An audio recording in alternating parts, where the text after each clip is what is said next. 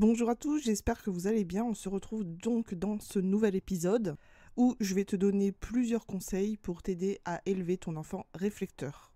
Eh bien, la première chose, si tu ne connais pas le Human Design, je t'invite à faire le test dans ma bio pour découvrir un peu quel type énergétique es-tu. Ensuite, tu peux faire le test pour tes proches pour voir qui ils sont.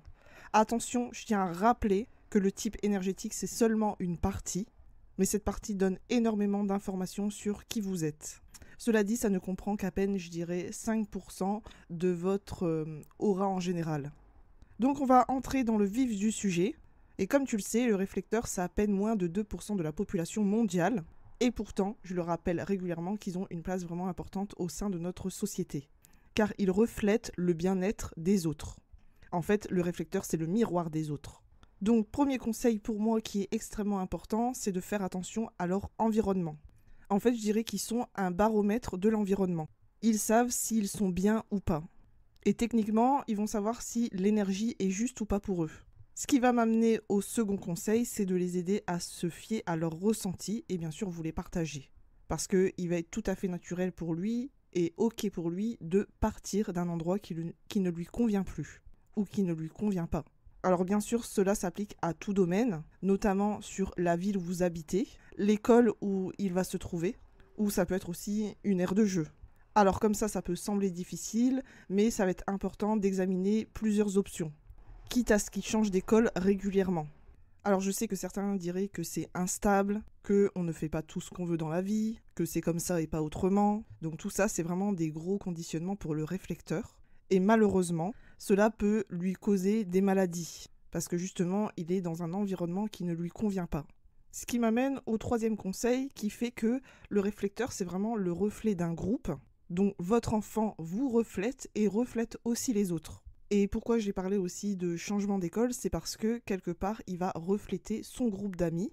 Donc ici, si vous ne les sentez pas, ça va être important de travailler doucement votre enfant pour l'aider à se faire de meilleurs amis. Donc c'est pour cela que j'ai parlé de changement d'école.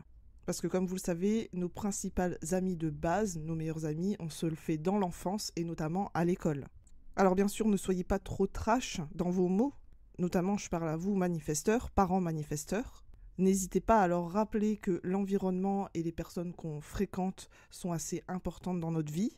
Et que justement, ces amis ne sont pas et n'ont pas l'air d'être de bonnes personnes. Bien sûr, vous le dites avec vos mots, et de manière diplomate. Ce qui m'amène au conseil suivant. Vous avez peut-être remarqué que votre enfant réflecteur pouvait être plus collant que la plupart des enfants. Quand je dis collant, c'est vraiment plus proche de ses parents. C'est parce que, en fait, il a un besoin de reconnaissance et ça va être important de reconnaître ses dons. Même si cela doit se faire tous les jours, ça va l'aider dans son cycle lunaire. D'ailleurs, le réflecteur prend sa décision sur 28-29 jours, c'est vraiment selon le cycle lunaire. Donc ne mettez pas de pression à votre enfant pour prendre une décision rapidement, parce que là encore, vous allez le déconnecter de qui il est. Donc là ici, au contraire, guidez-le dans son processus de prise de décision. Parce que la pression, c'est vraiment pas correct pour lui, et ça ne lui convient absolument pas. Et je donne ce conseil notamment sur les parents qui sont MG. Rappelez-vous aussi que vous pouvez ralentir, et n'hésitez pas à informer votre enfant. Ce qui m'amène au conseil ultime et le dernier conseil le plus important. C'est vraiment important pour l'enfant réflecteur de faire des siestes pour aussi se reconnecter à ses ressentis et mieux se comprendre. Ce sont des petits conseils qui peuvent vraiment vous aider au quotidien. Bien sûr, ça ne suffit pas, il faudrait faire une lecture complète. Après, bien sûr, cela demande de la patience aussi pour élever un enfant en général. Et aussi une grande observation et une grande écoute et empathie.